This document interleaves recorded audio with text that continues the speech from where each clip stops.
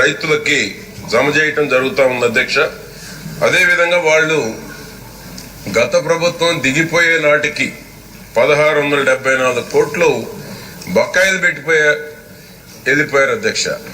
1674 కోట్లు ధాన్యం కొనుగోలు చేసినటువంటి వాడికి డబ్బులు ఇవ్వకుండా రైతులను మోసం చేసి రైతులు కాళ్ళు అరిగిపోయేలా తిరిగిన ఆఫీసుల చుట్టూ, రైతు భరోసా కేంద్రాల చుట్టూ, మార్కెటింగ్ యార్డుల చుట్టూ అయినా కూడా వాళ్ళకి కనికరం లేదు అధ్యక్ష, దయ కూడా కనపడలేదు రైతుల మీద. 84,724 మంది రైతులు వాళ్ళకి 1674 కోట్లు బకాయిలు పెట్టి దిగిపోవడం జరిగింది అధ్యక్ష. తర్వాత వచ్చిన కూటమి ప్రభుత్వం చంద్రబాబు గారి నాయకత్వంలో అటు సివిల్ సప్లైస్ మనోహర్ గారు వచ్చిన తర్వాత ఈ పేమెంట్స్ అన్ని రిలీజ్ చేయడం జరిగింది. 1674 కోట్లు రైతులకి చెల్లించడంతో పాటు స్వేచ్ఛగా ధాన్యం అమ్ముకునే ఏర్పాట్లు చేయటం, రోజువారీ కలెక్టర్లు సమీక్షించడంలో గాని ఏ రైతు నష్టపోకుండా ధాన్యం లభ్యత ఆధారంగా కొనుగోలు కేంద్రాలు ఎక్కడైనా అమ్ముకునేటువంటి వెసులుబాటు కూడా కల్పించారు అధ్యక్ష. ఆ విధంగా అధ్యక్ష మద్దతు ధర కన్నా తక్కువ ధరకు ఎక్కడైనా మిల్లర్లు కొనుగోలు చేసినా, దళారులు జోక్యం ఉన్నా కఠిన చర్యలు తీసుకునేటువంటి దానికి క్షేత్రస్థాయిలో వ్యవసాయ అధికారులను కూడా ఎప్పటికప్పుడు ధరలు సమీక్షించడం కూడా ఏర్పాటు చేయడం జరిగింది అధ్యక్ష. ఆ విధంగా రైతులు దళారీల బారిన పడకుండా, మధ్యవర్తుల బారిన పడకుండా కూడా అధ్యక్ష ఒక అవగాహన కల్పించడం, గోడౌన్లు కూడా ఏర్పాటు చేయటం జరిగింది అధ్యక్ష.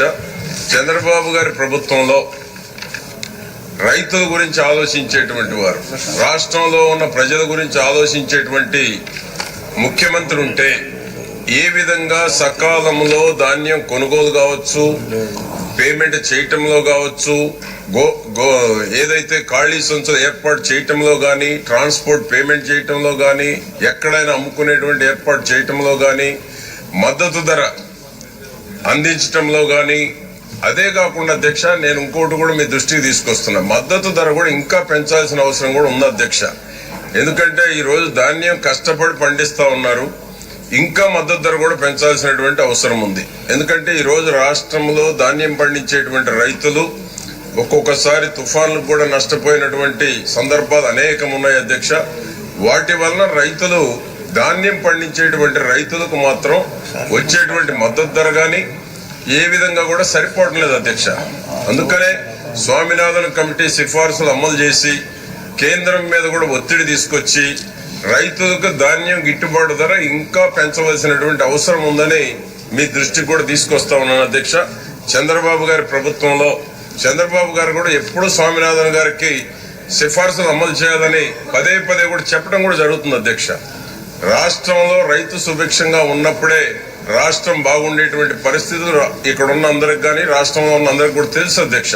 వ్యవసాయం చాలా కష్టతరం అయిపోతా ఉంది. ఈ రోజు ఏ పంట పండించినా రైతు సంతోషంగా లేరు అధ్యక్ష. చంద్రబాబు గారి ప్రభుత్వంలో ఫెసిలిటీస్ క్రియేట్ చేస్తున్నాం, రైతుల గురించి ఎక్కువ ఆలోచిస్తున్నాం, రైతుల గురించి అన్ని రకాల ఇన్ఫ్రాస్ట్రక్చర్ అందించేటువంటి దానికి ఉన్నాం అధ్యక్ష. గత ప్రభుత్వం అయితే అన్ని రకాలుగా 5 ఏళ్లు రైతుల్ని మోసం చేసింది అధ్యక్ష. రైతులకు ఉన్నటువంటి పరికరాలు కూడా ఏ ఒక్కటి కూడా ఇవ్వలేదు అధ్యక్ష. అన్ని రకాలుగా రైతు గత 5 ఏళ్ల ప్రభుత్వంలో దగా పడ్డారు. ఈ రోజు చంద్రబాబు గారి ప్రభుత్వం వచ్చినాక 48,000 కోట్ల బడ్జెట్ తో రైతులకు న్యాయం జరుగుతుంది, రైతులకు అండగా ఉంటుంది ప్రభుత్వం అని ఒక నమ్మకం, విశ్వాసాన్ని కలుగజేయడం జరిగింది అధ్యక్ష. కాబట్టి ఈ 344 కింద ఈ యొక్క ప్రభుత్వంలో రైతులకు కల్పించినటువంటి ధాన్యం, రైతులకు కల్పించినటువంటి ఇంకా వరకు బెటర్ సర్వీస్ ఎంత చేసినా రైతుకి మనం సంతృప్తి పరిచేటువంటి దానికి ఎన్ని రకాల ప్రయత్నాలు చేయాలనో కూటమి ప్రభుత్వం అందించాలని, చెయ్యాలని, చంద్రబాబు గారి నాయకత్వంలో రైతులు సంతోషంగా ఉండాలి అని మీ ద్వారా కోరుతా ఉన్నాను అధ్యక్ష. షాజహాన్ బాషా గారు.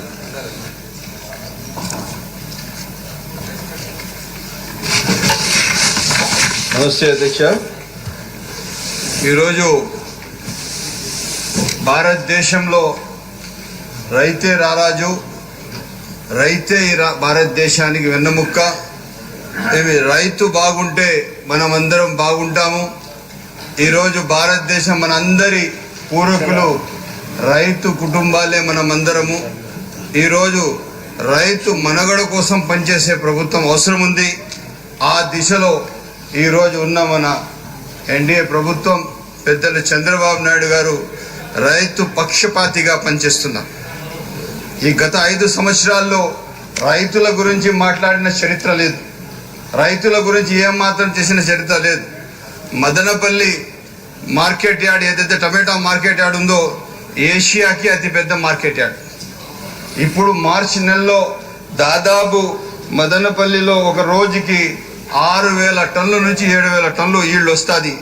ఏవి ఎక్కడి గురించి స్టార్ట్ అయితే ఎక్కడికక్కడ మీకు పూర్తి స్థాయిగా మార్చ్, ఏప్రిల్, మే, జూన్ వరకు మొత్తం భారతదేశానికి సప్లై చేయాలంటే మదనపల్లి మార్కెట్ టమాటా మార్కెట్ యార్డ్ నుంచే టమాటా కూడా మాట్లాడమన్నారు. ఏమి మదనపల్లి మార్కెట్ యార్డ్ నుంచి దాదాపు ఢిల్లీ, ఛత్తీస్గఢ్, హర్యానా, చెన్నై ఈ మొత్తం భారతదేశంలో ఎక్కడ కావాలంటే కూడా మిగతా ఈ మంచి సమ్మర్లో వేరే తాను ఎక్కడ కూడా క్రాప్ ఉండదు. ఒక్క మదనపల్లిలోనే టమాటా మార్కెట్ ఉంటుంది. మా రైతుల పరిస్థితి ఏ విధంగా ఉంటుందంటే వీళ్ళకి ఏ మాత్రం ఆదుకునే వాళ్ళు ఉండరు. అదేవిధంగా కడప జిల్లాలో, కర్నూలు జిల్లాలో ఈ టమాటా పంట పెడతారు. కాకపోతే అక్కడ వచ్చి వాళ్ళు దాని మొత్తం ప్రికాషనరీ మెజర్స్ తీసుకోరు. మదనపల్లిలో